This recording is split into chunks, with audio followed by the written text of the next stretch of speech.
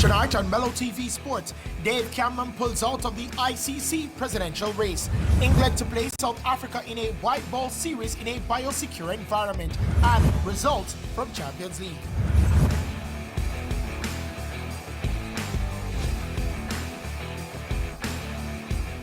We bowl over to Mello TV Sports with cricket, as former Cricket West Indies president Dave Cameron has dropped out of the running to become the next chairman of the International Cricket Council, the ICC. Now, Cameron did not garner the requisite nominations, which means he is out. ICC board members had until this past Sunday to nominate candidates for the position of chairman. The potential candidate must then be seconded by another board member before elections are being held. Cameron sought the nomination of Cricket West Indies but was not successful. Former president of the Singapore Cricket Association, Imran Kajwa, who is now the interim chairman of the ICC until elections are held, and Gregor Barclay of New Zealand Cricket are the only two prominent names who will be fighting for the ICC's chairman's post to replace Shashank Manohar, who recently stepped down following 2 terms in the role.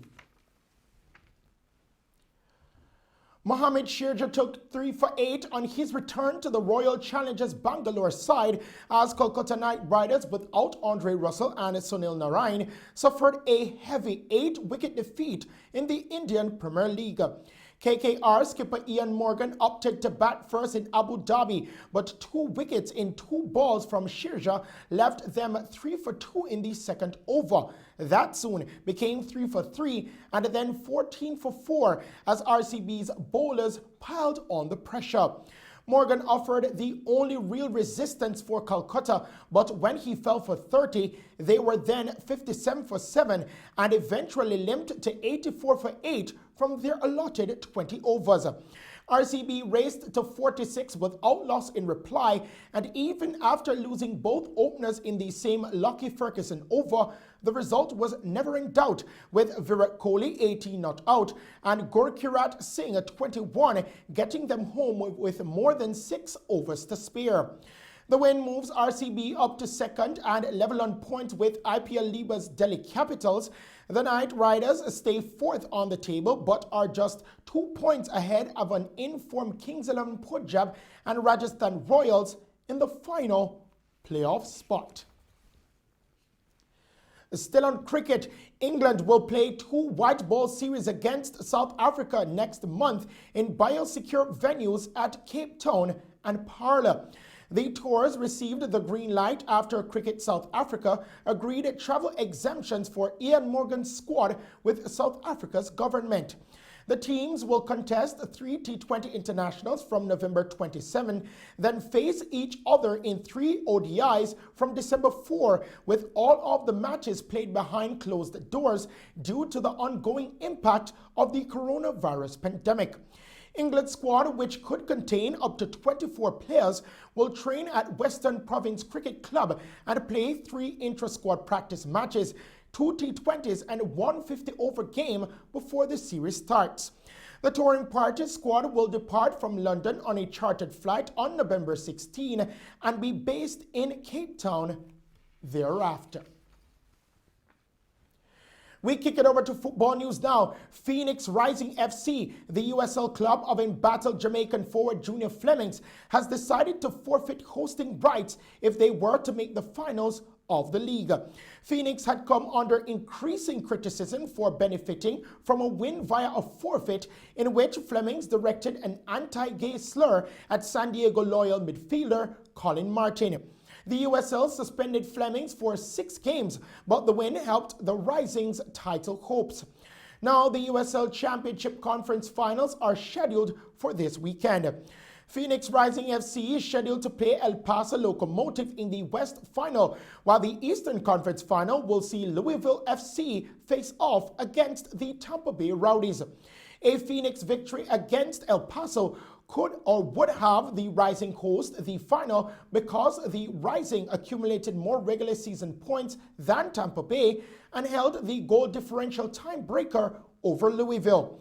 In a statement, the USL said Phoenix made the request to relinquish the rights out of respect for the LGBTQ community, and that being awarded the hosting rights to the final under such circumstances was not appropriate and inconsistent with club's values.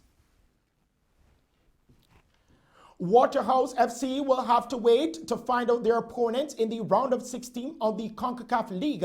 This after the match between Haiti's Arcaí and Verdes of Belize was postponed last night because of positive COVID-19 tests. Now, 4 players and 4 staff members from Verdes tested positive for COVID-19, and as such, the match was called off. Waterhouse awaits the winner of that contest. Now, as part of CONCACAF's protocols to resume the league, extensive COVID-19 testing is carried out on each club's players and traveling staff prior to each match. The game between CD Fast from El Salvador and Managua of Nicaragua was played despite 1 CD Fast player and staff member and 1 Managua FC player and staff member tested positive. Now, the game ended in a 1-1 draw. Waterhouse is due to be in action on November 5 at the National Stadium. On to Champions League news now. Real Madrid today suffered a short 3-2 defeat to Shakhtar Donetsk in their Champions League opener as a second-half rally proved in vain and a stoppage time strike was disallowed. Now, Shakhtar raced into a 3-0 lead despite missing 10 first-teamers due to injury or coronavirus.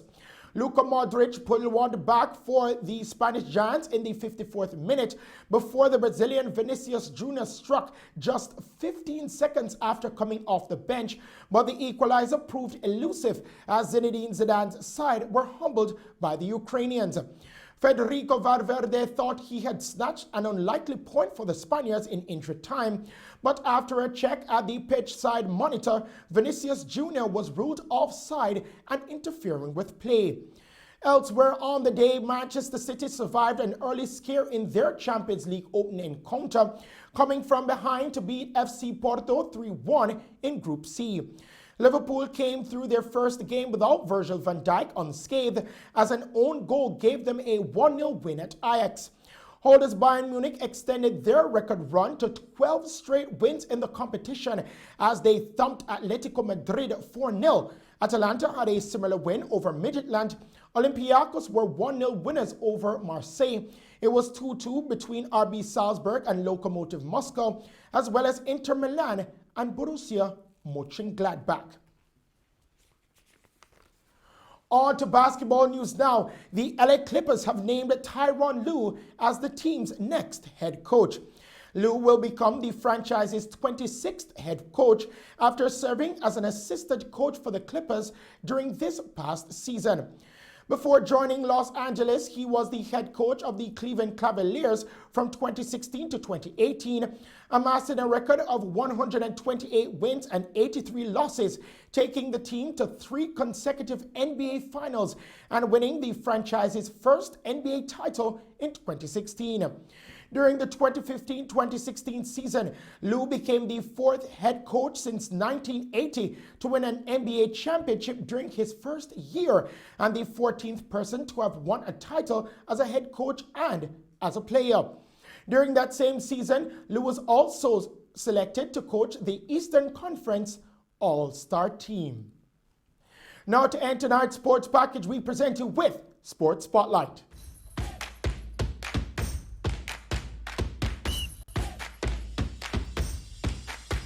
In tonight's Sports Spotlight, I want to speak about the sport of basketball. Now, recently, LeBron James won his 4th NBA title and a 17th for the Los Angeles Lakers. The question is now, is he considered the greatest of all time? Now, that's a conversation that many avid basketball fans and analysts love to have. Certainly, many persons believe he's on the Mount Rushmore, and with the Mount Rushmore, there are 4 people on it.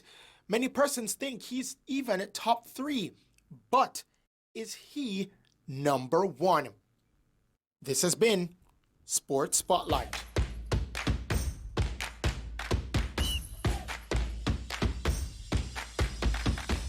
And those are the stories making sports news tonight. I'm Christopher Scott. Stay safe and pleasant viewing.